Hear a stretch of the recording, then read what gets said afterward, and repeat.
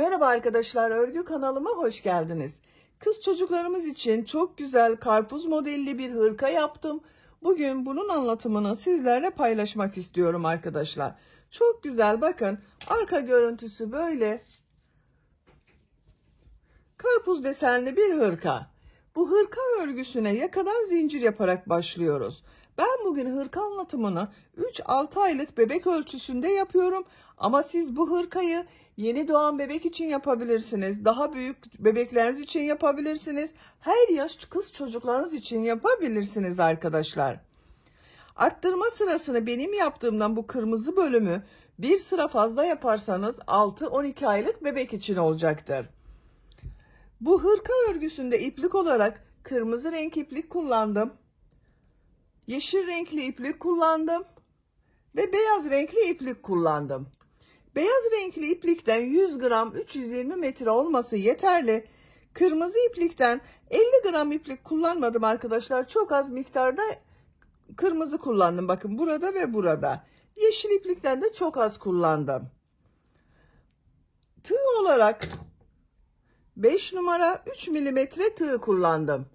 Elinizin sıklığına göre siz 3,5-4 milimetre tığları kullanabilirsiniz. Düğmeli yaptım yakadan, bakın. Bu şekilde 2 tane düğme kullandım buraya. Siz isterseniz tamamını düğmeli yapabilirsiniz. 4-5 düğmeli yapabilirsiniz bunu arkadaşlar. Bakın açık olarak görelim. Bu şekilde, tersten görüntüsü de bu şekilde, bakın. Bu hırkaya takım yapmak isterseniz çok güzel bir yelek yaptım. Yine aynı model, bakın böyle. Güzel bir ayakkabı modeli var yine. Karpuz desenli güzel bir ayakkabı. Bir de önlük var arkadaşlar, bakın. Bu şekilde bir önlük var. Siz de benim gibi güzel bir takım yapmak isterseniz bu mama önlüğünün, ayakkabının ve yeleğin olduğu YouTube linklerini ben bu hırka videosunun açıklama bölümüne ekliyorum. Siz izlediğiniz bu videonun açıklama bölümünde bulunan ilgili linklere tıklarsanız bunun gibi güzel bir takım yapabilirsiniz. Biz bugün bu güzel hırkayı yapacağız arkadaşlar. İpliği, tığı hazırlayalım. Hep birlikte bu güzel hırkanın örgüsüne başlayalım. Örgü kanalıma abone değilseniz abone olmayı unutmayın lütfen. Örgü kanalıma abone olmak ücretsiz. Örgü kanalıma ücretsiz abone olup orada bulunan zil şeklini dokunarak açık yaparsanız kanalıma video yüklediğim zaman ilk önce size bildirim gelir. Örgülerimden herkesten önce sizin haberiniz olur. İzlediğiniz videolarıma beğeni ve yorumlarınızı yaparsanız çok sevinirim arkadaşlar. Hepinize kolay gelsin. İyi çalışmalar.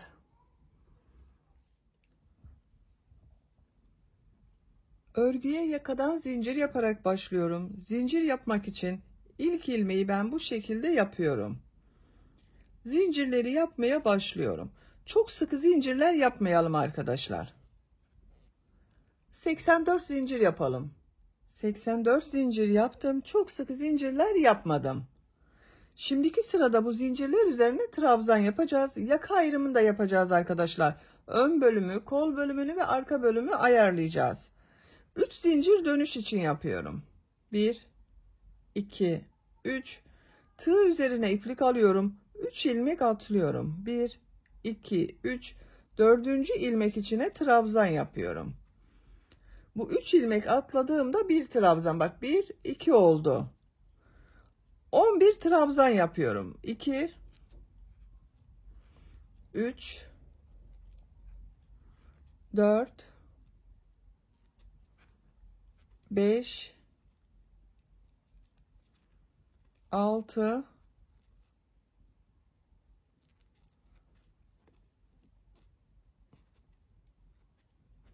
7, 8, 9,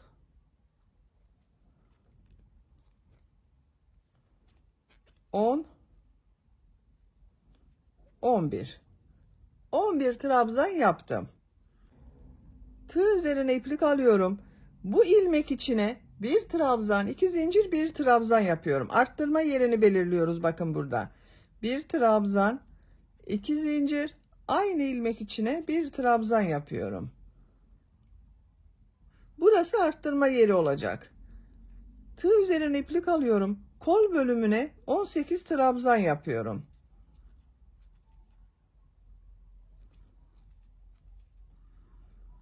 Bu arttırma yaptığımız yerden ayrı 18 trabzanı yapalım. Arttırma yerinden sonra 18 trabzan yaptım. Tığ üzerine iplik alıyorum. Bu ilmek içine bir trabzan, 2 zincir, bir trabzan yapıyorum.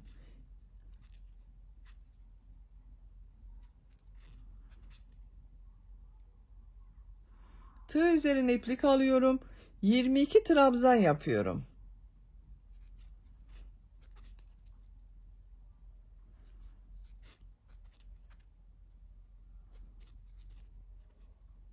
...22 trabzanı yapalım.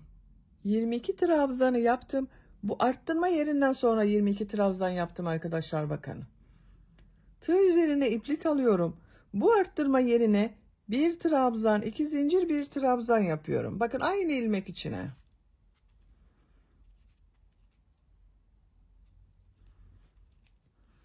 Bu arttırma yerine yaptığımız trabzanlarla burada 24 trabzan oluyor arkadaşlar. Kafanızı karıştırmasın o.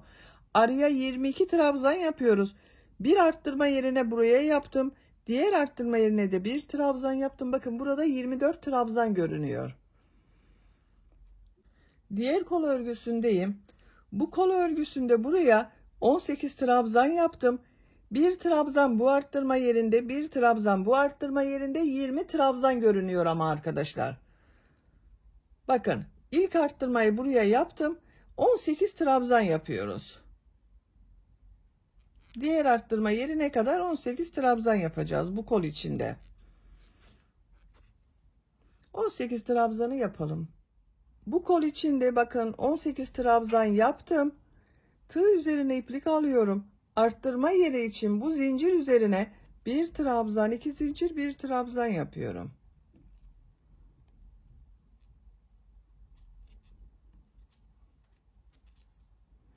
Buraya 11 trabzan yapıyorum arkadaşlar. Bakın sıra başında 11 trabzan yaptım. Buraya da 11 trabzan yapıyorum.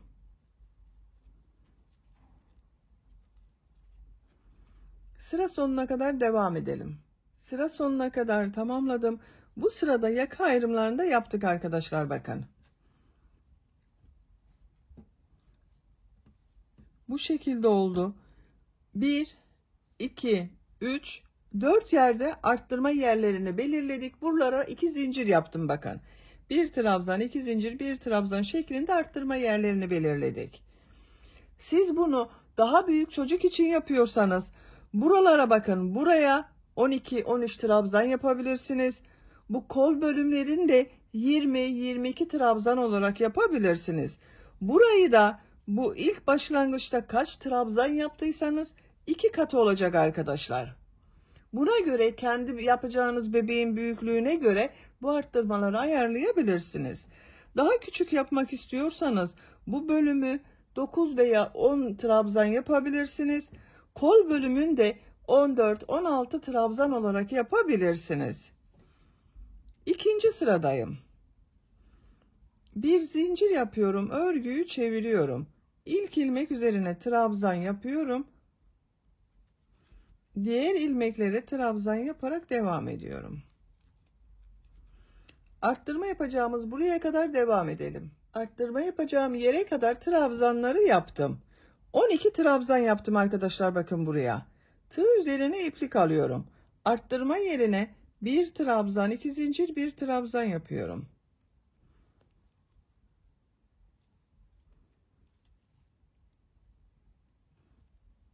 Diğer ilmekler üzerine birer defa trabzan yapıyorum.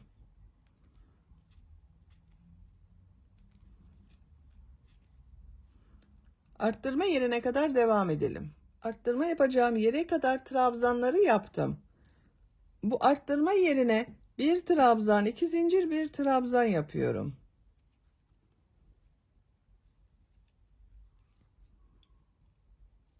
Diğer ilmeklere birer defa trabzan yapıyorum. Buraya kadar devam edelim.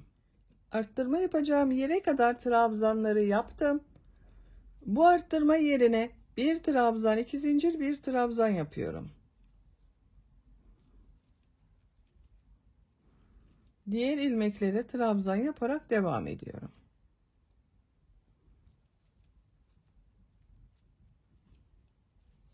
Arttırma yapacağım buraya kadar devam edelim. Buraya kadar tamamladım. Bu arttırma yerine de bir trabzan, 2 zincir, bir trabzan yapıyorum.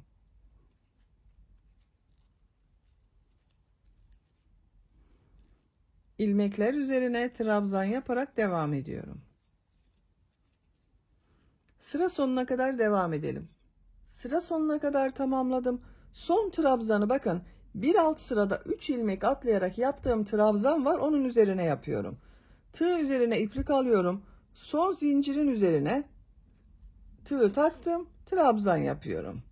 Burada yine bakın 12 trabzan üzerine trabzan yaptım. Arttırma yerinde olan trabzanla 13 trabzan arkadaşlar. 2, 4, 6, 8, 10, 12, 13. Üçüncü sıradayım. Bir zincir yapıyorum. Örgüyü çeviriyorum. İlk ilmek üzerine trabzan yapıyorum. Diğer ilmeklere trabzan yaparak devam ediyorum. Arttırma yerine kadar devam edelim. Arttırma yapacağım buraya kadar trabzanları yaptım. Buraya bir trabzan, 2 zincir, bir trabzan yapıyorum.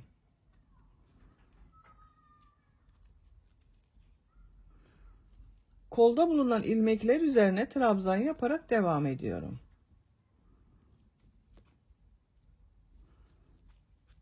Bakın arkadaşlar, arttırma yerlerinde bir trabzan, 2 zincir, bir trabzan yapıyoruz. Diğer ilmeklere birer defa trabzan yapıyoruz. Bu arttırma yerinde, bu arttırma yerinde ve bu arttırma yerinde yine bir trabzan, 2 zincir, bir trabzan yapalım. Diğer ilmeklere birer defa trabzan yapalım. Yakanın şekline bakalım. Bakın bu şekilde oldu arkadaşlar.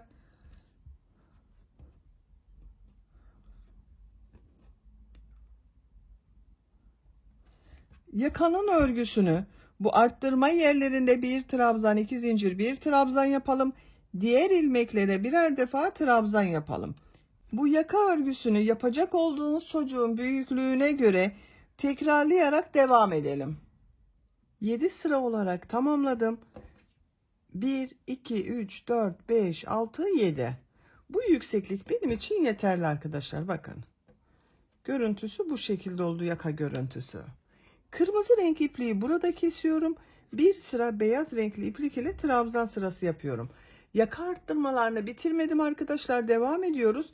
Kırmızı renkli ipliği burada kesiyorum.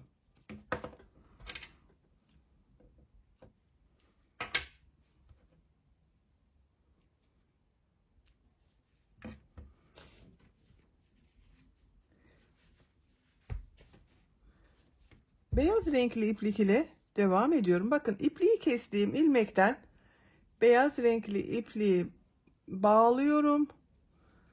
İlmek de yapabilirsiniz. Bağladığımız zaman daha sağlam oluyor. Buradan bir ilmek yapıyorum. Bir zincir yapıyorum. Örgüyü çeviriyorum. Beyaz renkli iplik ile trabzan sırası yapıyorum. Bu kırmızı ile yaptığımızın aynısı. İlk ilmek üzerine trabzan yapıyorum. Bağladığım ipliği içeride tutuyorum bakın arkadaşlar. Temiz bir görüntü oluyor kenarda. Diğer ilmeklere devam ediyorum. Arttırma yerine kadar devam edelim. Arttırma yerine kadar beyaz renkli iplik ile trabzanı yaptım. Buraya yine bir trabzan, 2 zincir, bir trabzan yapıyorum.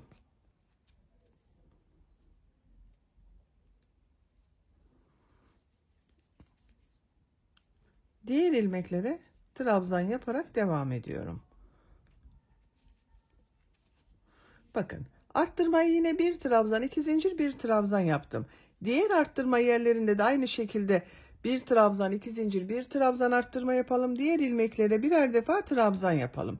Sıra sonuna kadar devam edelim. Sıra sonuna kadar tamamladım. Bakın görüntüsü böyle oldu arkadaşlar. Bu arttırma yerlerinde bir trabzan, 2 zincir, bir trabzan yaptım. Beyaz renkli ipliği kesiyorum.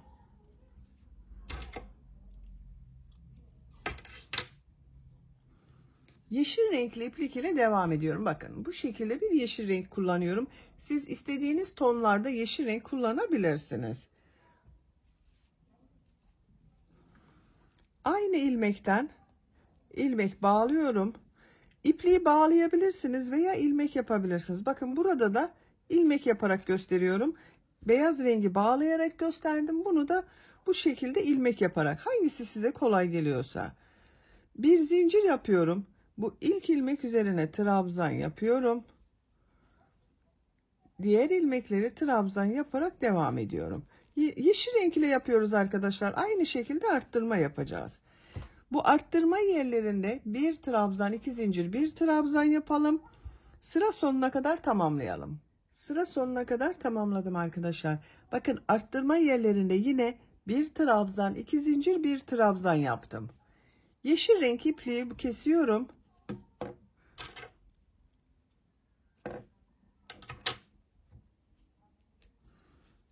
Bakın görüntüsü böyle oldu. Şimdi tekrar beyaz renkli ipliğe başlıyorum. Beyaz renkli iplik ile bu sırada V şekilleri yapıyorum.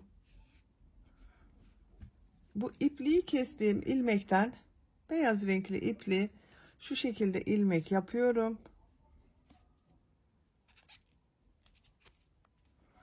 Bir zincir yapıyorum, örgüyü çeviriyorum. Tığ üzerine iplik alıyorum. Bu ilk ilmek üzerine bir trabzan yapıyorum. Tığ üzerine iplik alıyorum. Bir ilmek atlıyorum. İkinci ilmeğe bir trabzan, iki zincir, bir trabzan yapıyorum. V şekli oluşuyor. Bakın aynı ilmek içine bir trabzan daha yapıyorum. Bir trabzan, iki zincir, bir trabzan yaptım, V şekli yaptım. Tığ üzerine iplik alıyorum. Bir ilmek atlıyorum. İkinci ilmeğe bir trabzan, iki zincir, bir trabzan yapıyorum.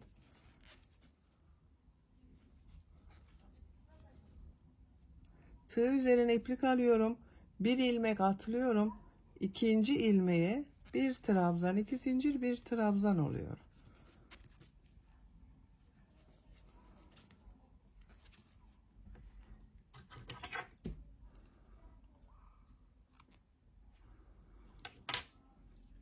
Bu şekilde V şekilleri yapıyoruz. Bu arttırma yaptığımız yere kadar devam edelim.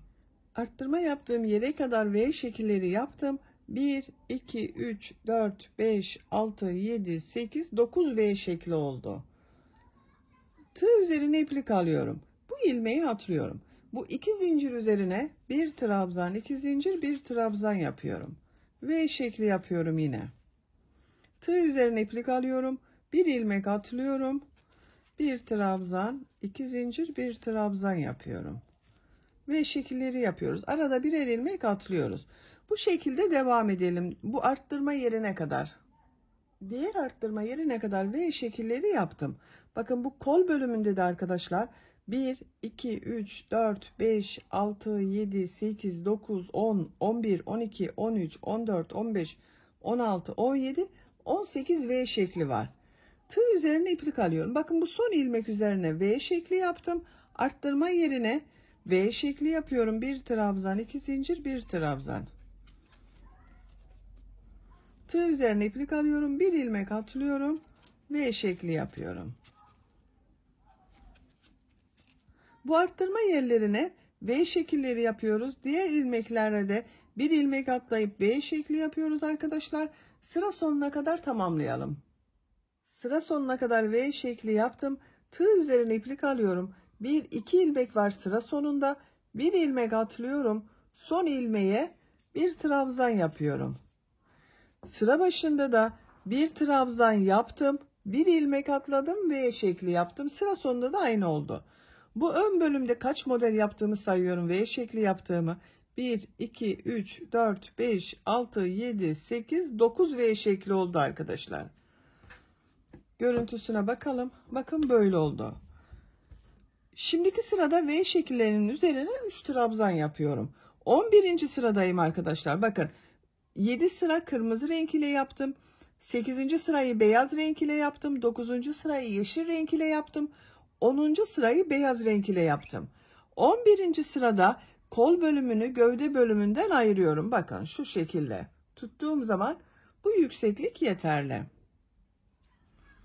Bir zincir yapıyorum. Örgüyü çeviriyorum. Tığ üzerine iplik alıyorum. İlk ilmek üzerine trabzan yapıyorum. Bu trabzan örgü bitesiye kadar devam edecek. Tığ üzerine iplik alıyorum. Bu V şeklinin içine 3 trabzan yapıyorum.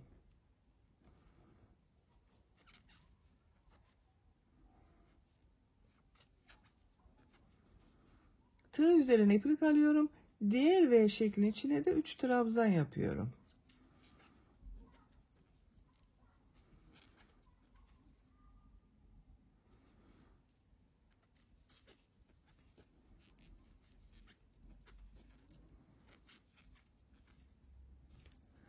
Bu arttırma yaptığımız yere kadar devam edelim.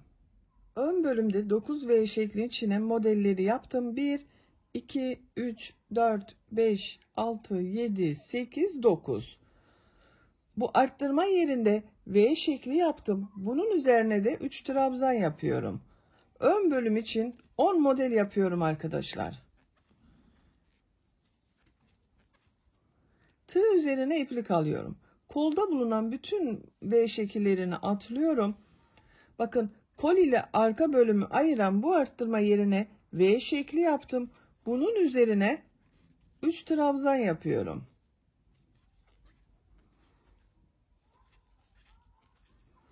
Kol bölümünü gövde bölümünden ayırdım. Bakın ön ve arka bölümü birleştirdim. Tığ üzerine iplik alıyorum.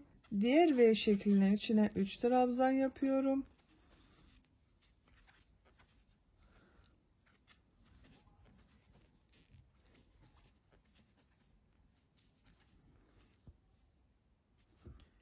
Bu arttırma yerinde yaptığım V şekline kadar devam edelim.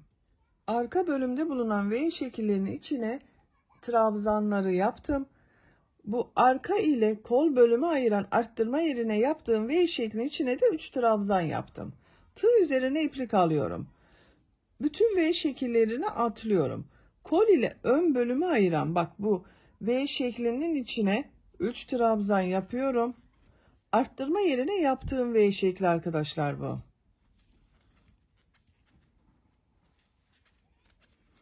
Bakın arka bölümü ile ön bölümü de burada birleştirdik. Kol bölümünü gövde bölümünden ayırdım.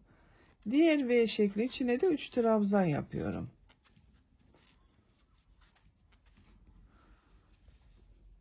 Bakın görüntüsü böyle. Sıra sonuna kadar devam edelim. Sıra sonuna kadar tamamladım. Sıra sonunda bu bir trabzanın üzerine bir trabzan yapıyorum. Tığ üzerine iplik alıyorum. Trabzan yapıyorum. Bakın arkadaşlar bu sırada kol bölümlerini gövde bölümünden ayırdım. Ön ve arka bölümleri birleştirdim. Görüntüsü böyle. Şimdiki sırada V şekilleri yapacağız. Bir zincir yapıyorum. Örgüyü çeviriyorum. Bu ilk ilmek üzerine bir trabzan yapıyorum. Tığ üzerine iplik alıyorum. Bir ilmek atlıyorum. Bu 3 trabzan yaptım. Ortada bulunan ilmek üzerine bir trabzan, 2 zincir, bir trabzan yapıyorum. V şekli oluşturuyorum. Tığ üzerine iplik alıyorum. 2 ilmek atlıyorum bakın. Bu 3 trabzan yaptım. Ortada bulunan ilmek üzerine bir trabzan, 2 zincir, bir trabzan yapıyorum. Tığ üzerine iplik alıyorum. 2 ilmek atlıyorum. Bu 3 trabzanın ortada bulunan ilmek üzerine bir trabzan, 2 zincir, bir trabzan yapıyorum. Bu şekilde V şekilleri yapıyoruz. Sıra sonuna kadar devam edelim. V şekilleri yaparak sıra sonuna kadar tamamladım. Son ilmeğe bir trabzan yaptım. Bir zincir yapıyorum. Örgüyü çeviriyorum. İlk ilmek üzerine trabzan yapıyorum. Tığ üzerine iplik alıyorum. V şeklinin içine 3 trabzan yapıyorum.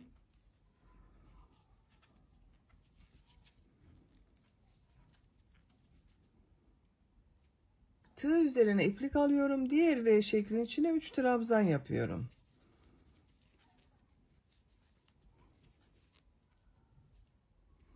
Sıra sonuna kadar devam edelim. Sıra sonuna kadar tamamladım. Son ilmeğe bir trabzan yaptım.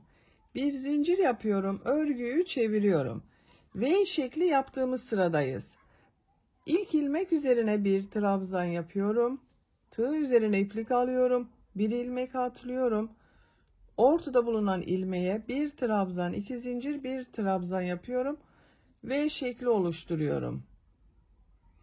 Tığ üzerine iplik alıyorum. 2 ilmek atlıyorum. Ortada bulunan ilmek üzerine V şekli yapıyorum.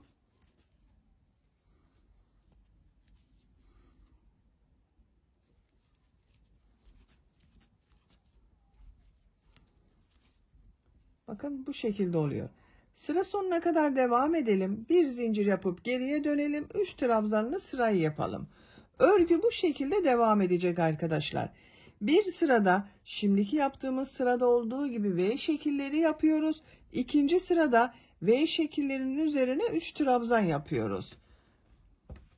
Yapacak olduğunuz bebeğin büyüklüğüne ve tercihinize göre bu şekilde sıraları tekrarlayarak tamamlayalım. Gövde örgüsünü yapacağım ölçüye göre ben bu kadar yaptım arkadaşlar. Kaç model sırası yaptığımı sayıyorum. Bakın buradan 1, 2, 3, 4, 5, 6, 7, 8 sırayı bitirdim. 9. sırada V şekli yaptığım sırayı yaptım.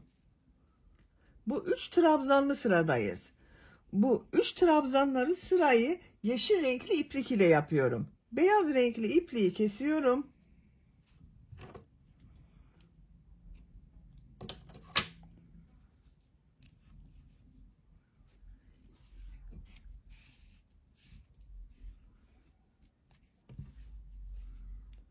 Bu ilmekten bakın yeşil renkli ipliği ilmek yapıyorum. Bir zincir yapıyorum. Bu ilk ilmek içine bir trabzan yapıyorum. Tığ üzerine iplik alıyorum. V şeklinin içine 3 trabzan yapıyorum.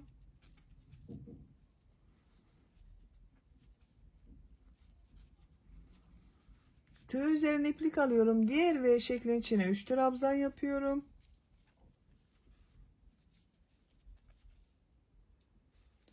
V şekillerin içine 3 trabzan yapıyorum. Sadece renk değiştirdim arkadaşlar. Model aynı şekilde devam ediyorum. Sıra sonuna kadar devam edelim. Sıra sonuna kadar yaptım. Son ilmeğe de bir trabzan yaptım. Yeşil renkli ipliği kesiyorum. Bakın görüntüsü böyle oldu. V şekli yaptığımız sıradayız. Beyaz renkli iplik ile yapıyorum. Diğer taraftan başlıyorum. Bakın düz tarafı örgünün burası arkadaşlar. Buradan başlıyorum. İlk ilmek üzerine beyaz renk iplik ile bir ilmek yapıyorum. Tığ üzerine iplik alıyorum. Bu ilk ilmek üzerine bir trabzan yapıyorum. Tığ üzerine iplik alıyorum. Bakın bu 3 trabzanın ortada bulunan ilmek üzerine bir trabzan, 2 zincir, bir trabzan yapıyorum. V şekilleri yapıyoruz.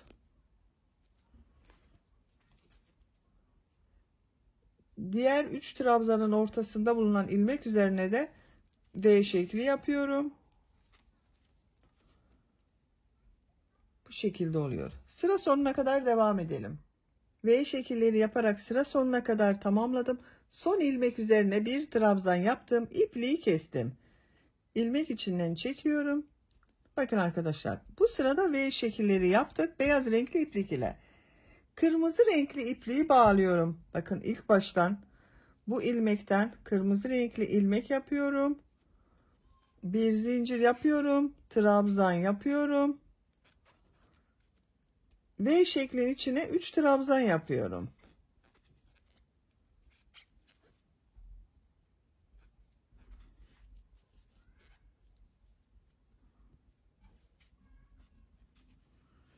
Diğer V şeklin içine 3 trabzan yapıyorum. Modelimize aynı şekilde devam ediyoruz.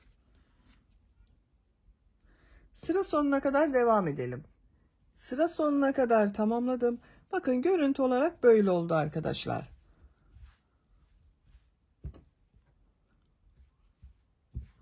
Şimdi bu ön bölümde pıtırcık modelleri yapıyorum.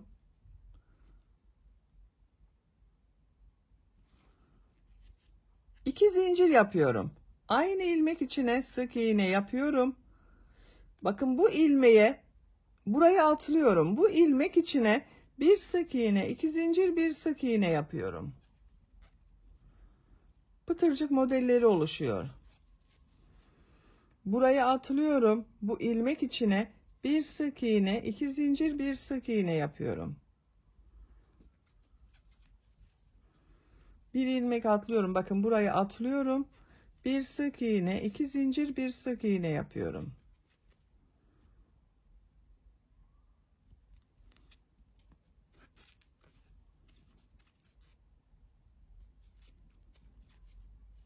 Bu şekilde pıtırcıklar oluşuyor. Bu yaka başlangıcına kadar devam edelim. Pıtırcık modelleri yaparak buraya kadar tamamladım arkadaşlar. Bakın bu şekilde görünüyor. Burayı atlıyorum. Bu ilmek içine bir düğme iliği yapıyorum arkadaşlar. Bir düğme iliği buraya, bir düğme iliğinde yaka başlangıcına yapıyorum. Bakın bu ilmeği atlıyorum. Bu ilmek içine bir sık iğne yapıyorum. Düğme iliği için 6 zincir yapıyorum. Aynı ilmek içine sık iğne yapıyorum. Bakın düğme iliğini yaptım buraya. Bu ilmeği atlıyorum. Bir sık iğne, 2 zincir, bir sık iğne yapıyorum. Pıtırcık modellerini yapmaya devam ediyorum.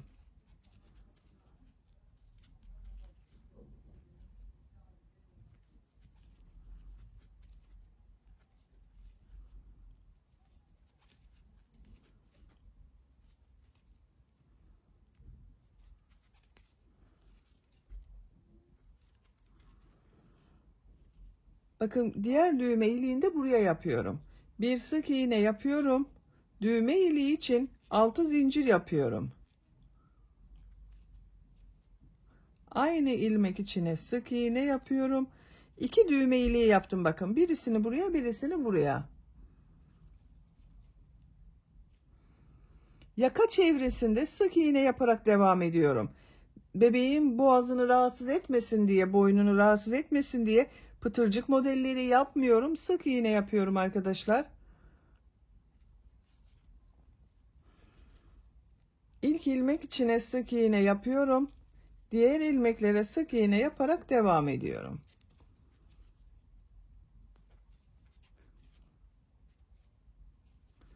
Buraya kadar devam edelim. Yaka çevresinde sık iğne yaparak buraya kadar tamamladım. Buraya da pıtırcık modelleri yapıyorum arkadaşlar. Burada yaptığım gibi pıtırcık modelleri yapıyorum. Düğme iliğini buraya yaptım. Buraya düğme iliği yapmıyorum. Buraya bir sık iğne, 2 zincir, bir sık iğne yapıyorum. Bir ilmek atlıyorum. Bir sık iğne, 2 zincir, bir sık iğne yapıyorum.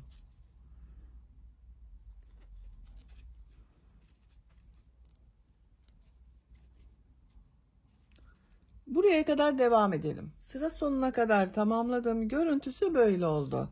Burada da pıtırcık yapmaya devam ediyorum arkadaşlar. Bir sık iğne, 2 zincir, bir sık iğne yapıyorum. Bir ilmek atlıyorum. Bir sık iğne, 2 zincir, bir sık iğne yapıyorum. Başladığımız buraya kadar devam edelim. Sıra sonuna kadar tamamladım. Son ilmek ile burada yaptığım ilk ilmeği ilmek kaydırma yaparak birleştiriyorum. İpliği kesiyoruz arkadaşlar. Ben ipliği kestim. İlmek içinden çekiyorum. Bakın bu şekilde oldu. Pıtırcık modelleriyle güzel oldu.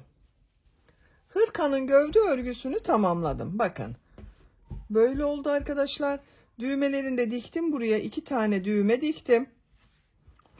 Kol örgüsünü yapalım. Kol örgüsünün birisini ben yaptım.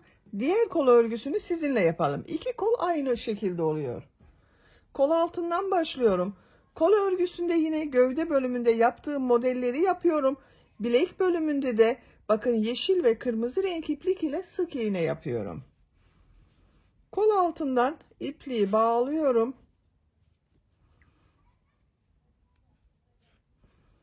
Buradan ilmek yapıyorum. Bakın kol örgüsünde en son sırada bu V şekilleri yaptığım sıra, bunun üzerine 3'er trabzan yapıyorum.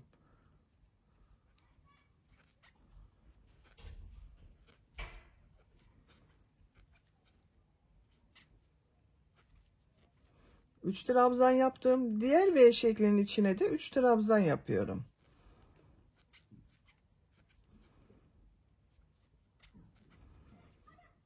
Sıra sonuna kadar devam edelim. Sıra sonuna kadar tamamladım. Son V şeklinin içine 3 trabzan yaptım.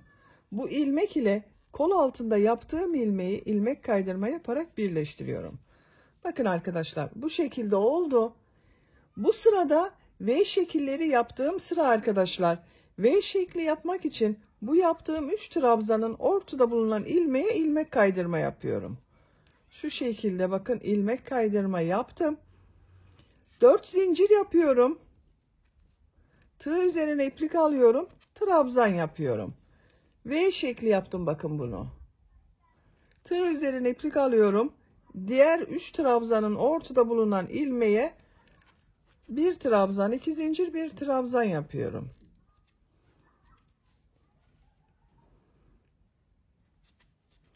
Bir trabzan, 2 zincir, bir trabzan yapıyorum. Sıra sonuna kadar devam edelim. Sıra sonuna kadar tamamladım. Son V şeklini ilk yaptığım V şekliyle ilmek kaydırma yaparak birleştiriyorum. Şu şekilde bakın, tığı boşluğa takıyorum, ilmek aldım, içinden çekiyorum. 3 trabzan yaptığım sıradayım. 3 zincir yapıyorum. Bu 3 zincirde bir trabzan oluyor arkadaşlar. Tığ üzerine iplik alıyorum. 2 trabzan yapıyorum. Bakın 3 zincirle birlikte 3 trabzan oldu. Diğer V şeklinin içine 3 trabzan yapıyorum.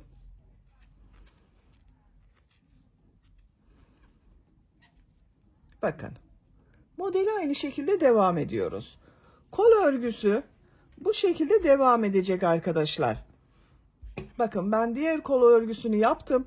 Kolun modelli bölümünü tamamlayalım. Bu bilek bölümünü sizinle birlikte yaparız. Kol örgüsünü 8 model sırası yaptım. 9. sırada V şekli yaptığım sırada bitirdim. Gövde ile aynı sıra yaptım arkadaşlar. Siz gövde örgüsünü kaç model sırası yaptıysanız kolu da aynı model sırasını yapabilirsiniz. Bakın, en son V şekillerini yaptım. İlmek kaydırma yaparak sırayı birleştirdim. Şimdi bu bilek bölümünü yapacağız. Bir sıra sık iğne yapıyorum. Bakın, bu bir zincir yapıyorum. İlk V şeklinin içine 2 sık iğne yapıyorum. Her V şeklinin içine 2 sık iğne yapıyorum. V şeklinin içine 2 sık iğne yapıyorum. Diğer V şekli içine de 2 sık iğne yapıyorum. Sıra sonuna kadar devam edelim. Sıra sonuna kadar tamamladım. İlk ilmek ile ilmek kaydırma yaparak birleştiriyorum. Her V şekli içine 2 sık iğne yaptım arkadaşlar. Beyaz renkli ipliği kesiyorum.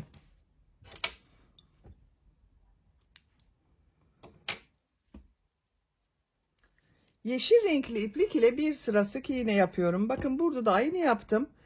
Bir sıra yeşil renkli, 2 sıra kırmızı renkli sık iğne yaptım.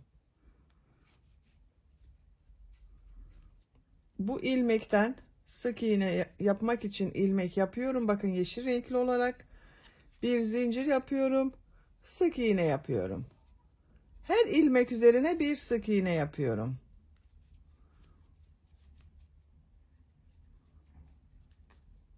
Sıra sonuna kadar devam edelim. Yeşil renk iplik ile bir sıra sık iğne yaptım. İlmek kaydırma yaparak sıra sonunda birleştirdim. Kırmızı renkli ipliğe başlıyorum. Bakın, bu şekilde ilmek rengini yapıyorum. Arkadaşlar, kesebilirsiniz de kesmeden benim yaptığım gibi ilmek yaparak da devam edebilirsiniz. Yeşil ipliği keseceğiz şimdi. Sık iğne yapıyorum. Diğer ilmeklere sık iğne yapıyorum.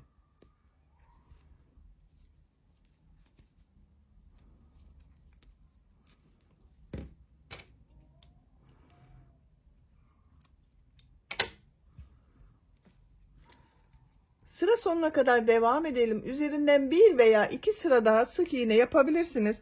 Ben 2 sıra yaptım kırmızı ile arkadaşlar. Siz isterseniz 3 sıra olarak da yapabilirsiniz. Bu şekilde tamamlayalım. Kırmızı renkli ip ile bakın 2 sıra sık iğneyi yaptım. Görüntü böyle oldu. Kolun örgüsünü tamamladım. Bakın hırkanın örgüsü de bitti arkadaşlar böylece. Bu hırkaya ben cep yapmak istiyorum arkadaşlar. Karpuz dilimli cep hazırladım bakın böyle. Bunu buraya dikmek istiyorum. Şu şekilde olacak. Cepli hırka yapacağız. Siz de böyle bir cep yapmak isterseniz gelin sizinle bu cebi birlikte yapalım. İlk önce sihirli halka yapıyorum. Bakın şu şekilde yapıyorum sihirli halkayı arkadaşlar. İpliği parmağımın üzerine doladım. Bu halkaya tığ takıyorum. İplik aldım, çektim. Yavaşça parmağımdan çıkardım. 2 zincir yapıyorum. Bakın bu sihirli halkayı yaptım. Şimdi bu sihirli halka içine 10 trabzan yapıyorum. 1 2 3 4 5 6 7 8 9 10. Bakın sihirli halka içine 10 trabzanı yaptım. Bu iplik ucunu yavaşça çekiyorum. Bu şekilde bir görüntü oldu. İpliğin ucunu üst tarafa alıyorum bakın arkadaşlar bu şekilde. Bir zincir yapıyorum. Örgüyü çeviriyorum. Tığ üzerine iplik alıyorum. Bu ilk ilmek içine bir trabzan yapıyorum. Bu sırada her ilmek üzerine 2 trabzan yapacağız arkadaşlar. Bakın bunu tek yaptım. İkinci ilmek içine 2 trabzan yapıyorum. 1 2. Diğer ilmek içine de 2 trabzan yapıyorum. Her ilmek içine 2 trabzan yapıyorum bakın.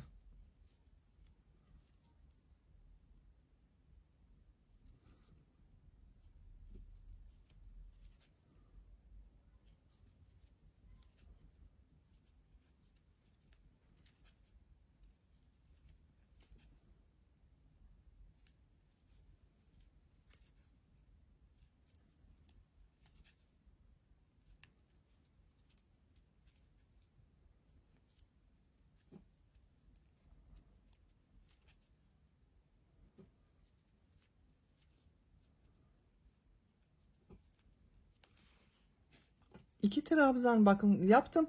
Son ilmeğe bir trabzan yapıyorum. Sıra başında da bir ilmeğe bir trabzan yaptım. Buraya da bir trabzan yaptım arkadaşlar. İpliği kesiyorum. Kırmızı ipliği kesiyorum.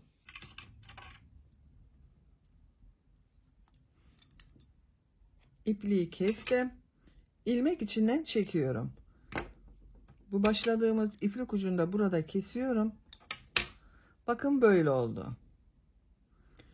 Şimdi beyaz renk iplik ile bir sıra yarım trabzan yapıyorum. Bakın burada yarım trabzan yaptım. Beyaz renkli iplik ile yarım trabzan yapıyorum.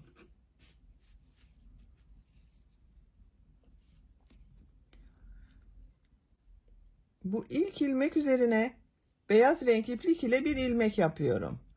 Bir zincir yapıyorum. Tığ üzerine iplik alıyorum. Bakın bu ilk ilmek üzerine bir yarım trabzan yapıyorum. İkinci ilmeğe yarım trabzan yapıyorum.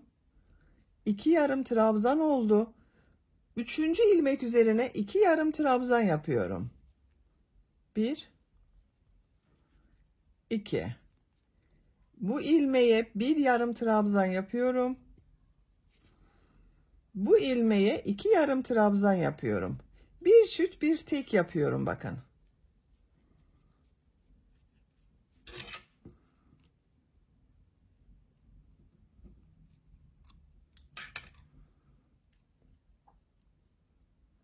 Tek yarım trabzan yapıyorum.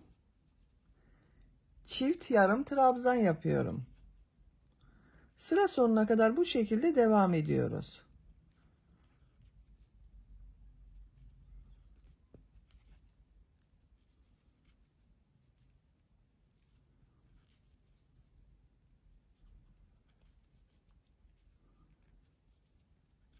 Bakın bu kestiğim kırmızı ipliği de içeride tutuyorum. Şu şekilde içeriye alıyorum, arada kaybediyorum.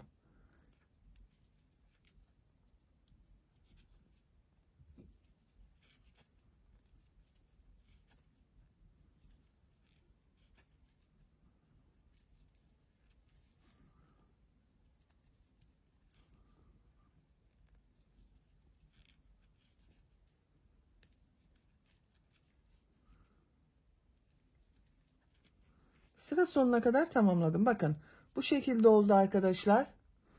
Beyaz ipliği kesiyorum.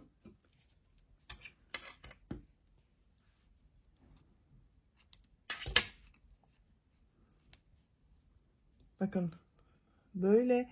Şimdi yeşil renk iplik ile bir sıra trabzan sırası yapıyorum. Bu sırada yine bir çift bir tek trabzan yapıyorum. Yine sıra başından başlıyorum. Bakın bunu burada bekletiyorum. İlmek yapıyorum. Bir zincir yaptım. Tığ üzerine iplik alıyorum. İlk ilmek üzerine bir trabzan yapıyorum. Bakın bunu trabzan yapıyorum. İkili olarak yapıyorum. İkinci ilmeğe bir trabzan yapıyorum. Üçüncü ilmek üzerine iki trabzan yapıyorum.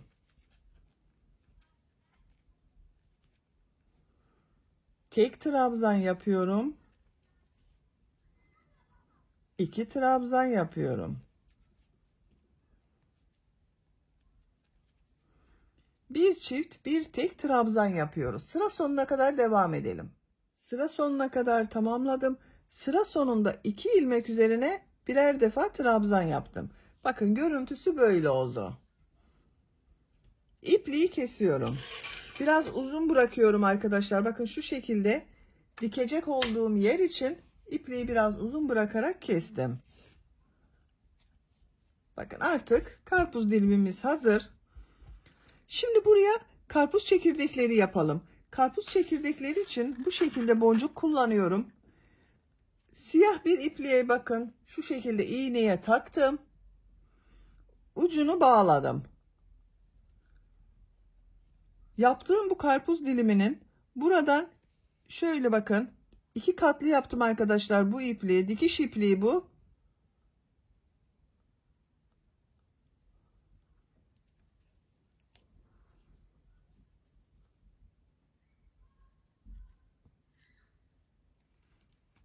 Buna boncuk takıyorum.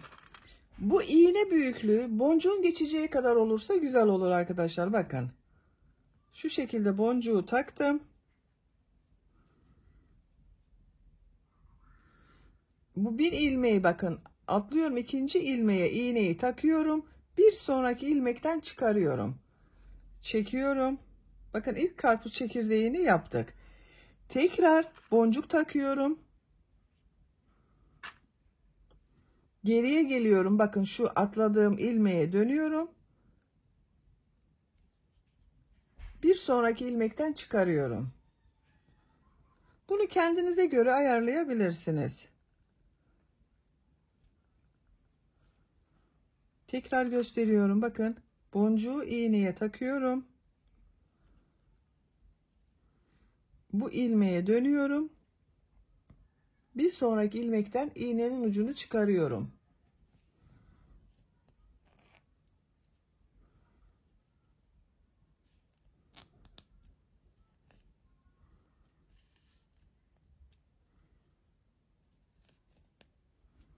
Bakın bu şekilde oluyor. Sıra sonuna kadar devam edelim. Çekirdeklerini de bakın sıra sonuna kadar tamamladım. Çok güzel oldu arkadaşlar. Artık hırkaya dikebiliriz. İlk önce yerleştiriyorum. Şu şekilde bakın. Nereye dikeceğimi yerleştiriyorum. Siz isterseniz iğneleyebilirsiniz. Diğerini de yerleştiriyorum. Bakın iplik ucunu iğneye taktım. İğne ile dikiyorum. Buradan başlıyorum. Ben iğnelemeden bu şekilde dikiyorum arkadaşlar. Siz istediğiniz gibi iğneleyebilirsiniz kaydırma yapmamak için.